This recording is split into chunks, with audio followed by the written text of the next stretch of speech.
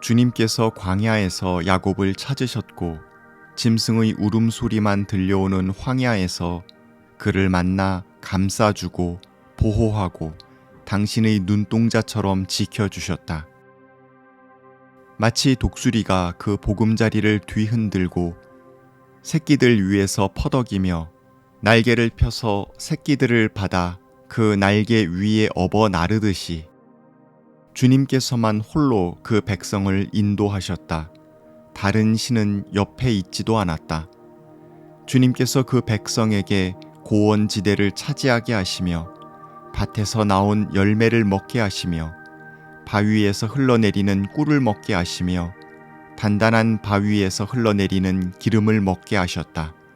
소젖과 양젖과 어린 양의 기름과 바산의 숫양과 염소 고기와 잘 익은 밀과 붉은 빛깔 포도주를 마시게 하셨다.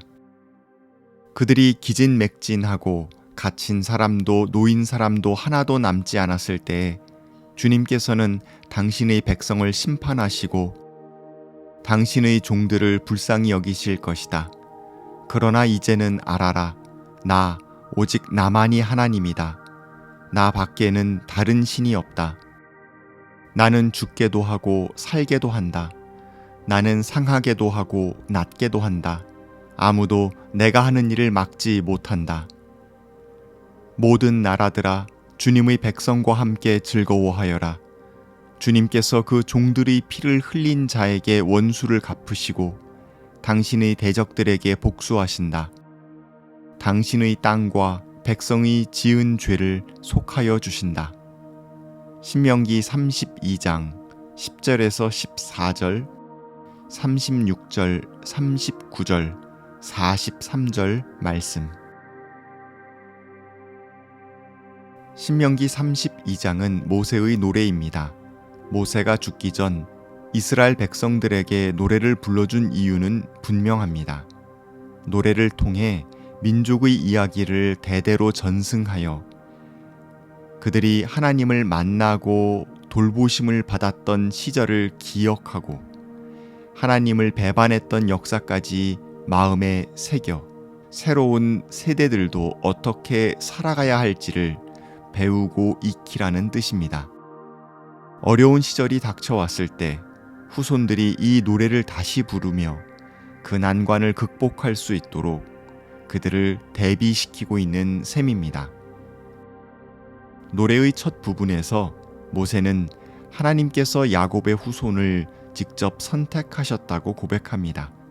하나님은 애굽의 압제하에서도 광야의 힘든 시기에도 이스라엘 백성을 자신의 눈동자처럼 보호하시고 돌보시며 마치 독수리가 날개를 펴서 그 날개 위에 어린 새끼를 받아 업어 나르듯이 백성을 인도하셨습니다. 어미 독수리가 새끼 독수리를 키우듯 그들은 발도 못 댈 때부터 보호받았고 훌륭하게 살아갈 수 있도록 훈련받았습니다. 하나님께서는 그들을 약속의 땅에 정착하게 해주셨고 풍성한 열매와 목축의 소산으로 번영시켜 주셨습니다. 야훼 하나님 이외에 그 어떤 다른 이방신도 그들을 도와주지 않았습니다. 오로지 하나님만이 이스라엘 백성을 돌보셨습니다. 노래의 두 번째 부분에서 모세는 그토록 사랑받았던 자녀 이스라엘이 하나님을 배반한 이야기로 넘어갑니다. 가나안에서 풍요와 다산의 복을 주는 이방신을 만났고 이스라엘은 부자가 되고 먹거리가 넉넉해졌습니다. 그러자 그들은 유혹에 넘어갔습니다.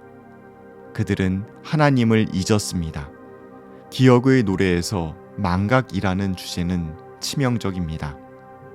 모세는 이 부분을 분명하게 기록하고 있습니다.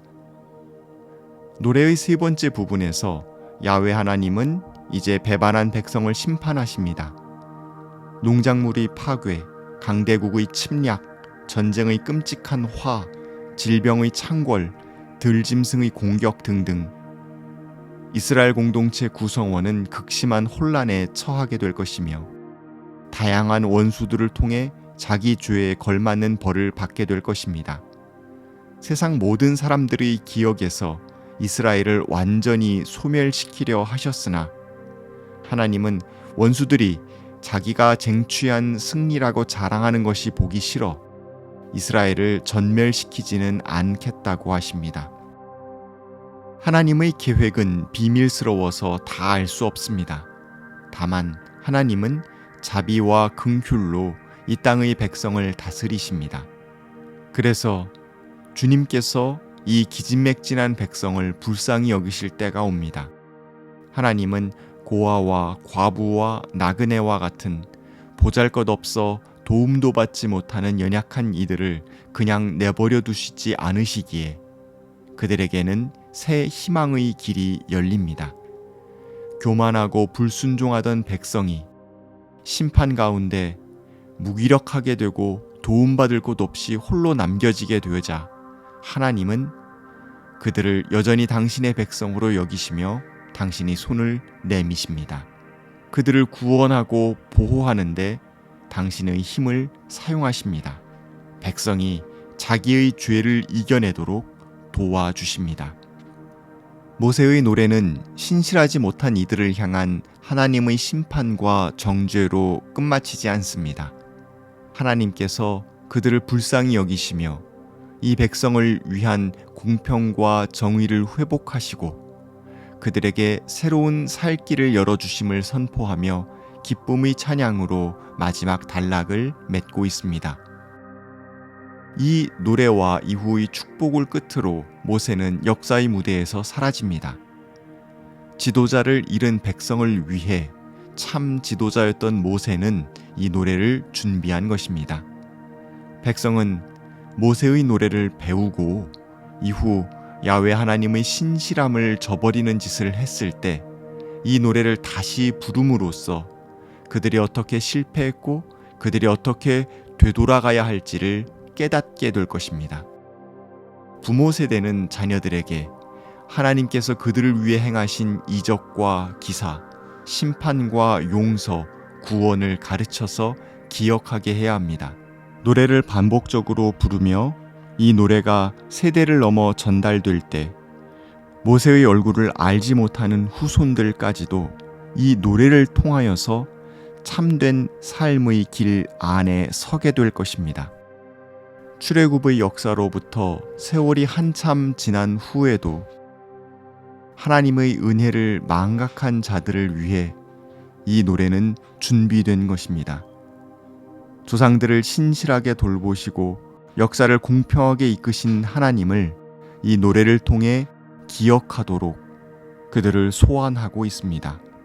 우리 역시 말씀을 반복해서 읽고 노래하며 그 교훈을 새기고 오로지 신실하신 주님 안에서 새 희망을 품을 수 있기를 바랍니다. 하나님, 망각의 늪에서 헤매는 우리를 위해 모세의 노래를 가르쳐 주시니 감사합니다. 주님께서 세심하게 베푸신 은혜와 돌보심, 힘차게 인도하셨던 모든 순간들을 다시 기억하도록 인도해 주십시오. 배반의 길이 아니라 순종의 길 가운데 주님의 의로운 통치를 가슴 벅차게 체험하도록 인도해 주십시오. 어미 독수리 날개 위에 얹어지듯 하나님의 사랑의 반석 위에 우리를 세워 주십시오. 아멘.